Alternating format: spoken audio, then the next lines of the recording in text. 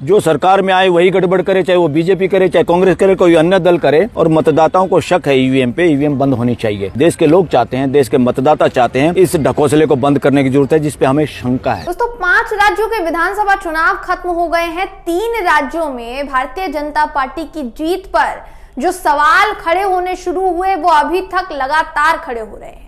अभी भी ईवीएम जो है वो सवालों के घेरे में है दोस्तों, और ईवीएम पर ना सिर्फ सवाल उठाए जा रहे हैं बल्कि अब तो कालिख भी पोती जानी शुरू हो गई है। ये मैं क्यों कह रही हूं, किस आधार पर कह रही हूं, ये भी आपको बताऊंगी।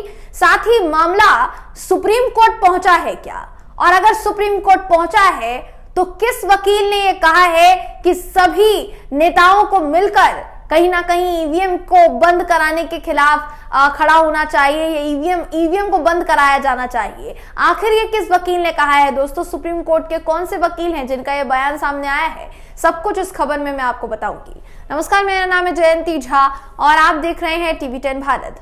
दोस्तों, एक तरफ जहां कांग्रेस तेलंगाना में जीत का जश्न मना रही है, तो वहीं दूसरी तरफ भारतीय जनता पार्टी 3 राज्यों में जीत का जश्न मना रही है।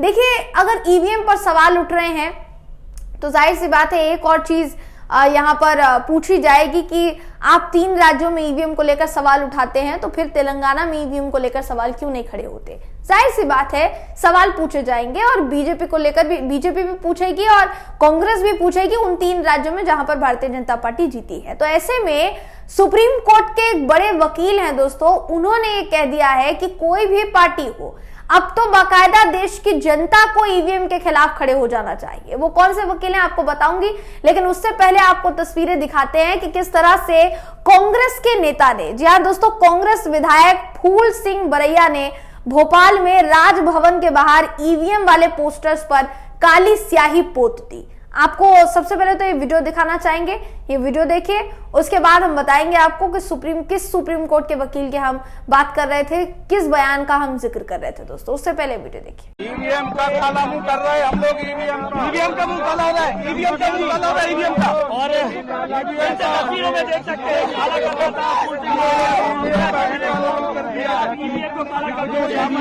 जी। तो वीडियो आपने देखा होगा, वीडियो में आपको दिख रहा होगा कि कितनी भारी तादाद में कांग्रेस के जो कार्यकर्ता हैं वो आसपास इकट्ठा हैं और सब मिलकर ईवीएम वाले पोस्टर, वो अपने हाथों में लिया हुआ ईवीएम का पोस्टर, उस पोस्टर पर न सिर्फ विधायक कालिख पोत रहे हैं बल्कि आसपास के जितने कार्यकर्ता हैं, नेता हैं, वो भी यही करते हुए नजर आ रहे हैं। अब ईवीएम को लेकर यह विरोध है दोस्तों, तो ईवीएम को लेकर क्या मामला वाकई में राष्ट्रीय मुद्दा बनना चाहिए, क्या इस पर एक्शन लिया जाना चाहिए, और अगर पार्टियां इसके खिलाफ ठीक ढंग से खड़ी नहीं होती हैं, चाहे वो कांग्रेस हो चाहे बीजेपी हो, तो क्या जनता को इसके खिलाफ आ जाना चाहिए।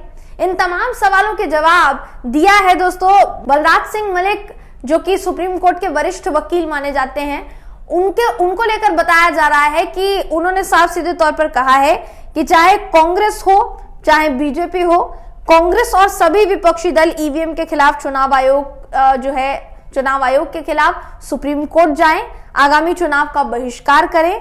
बीजेपी 3 राज्यों में ईवीएम के बल पर जीती है, जमीन पर जनाधार कुछ नहीं है, जनमत 0 है। ईवीएम रहेगी तो चुनाव लड़ने से कोई मतलब नहीं है, सड़कों पर आए और ईवीएम के खिलाफ चुनाव प्रचार करें। अब बताया जा रहा है, दावा किया जा रहा है कि इनका कहना है, हालांकि हम आपको वीडियो दिखाते हैं, वीडियो में उन्होंने क्या कुछ कहा है दोस्तों, आपको वीडियो दिखाते हैं बाकायदा, ये वीडियो देखिए आप। जो सरकार में आए वही गड़बड़ करे, चाहे वो बीजेपी करे, चाहे कांग्रेस करे, कोई अन्य दल करे, और मतदाताओं को शक है ईवीएम पे, ईवीएम बंद होनी चाहिए। ये कई सरकार कहे ये सही है या कांग्रेस कहे ये सही है या गलत है, उस पर जाने की कोई जरूरत नहीं है। देश के लोग चाहते हैं, देश के मतदाता चाहते हैं, इस ढकोसले को बंद करने की जरूरत है, जिसपे हमें शंका है। तो वीडियो को देखकर समझा जा सकता है कि बलराज सिंह मलिक, जी हाँ, बलराज सिंह मलिक साफ सीधे तौर पर कह रहे हैं कि सुप्रीम कोर्ट में इसके खिलाफ याचिका लगाई जानी चाहिए, सुप्रीम कोर्ट तक मामला पहुंचना चाहिए और ईवीएम बंद होनी चाहिए।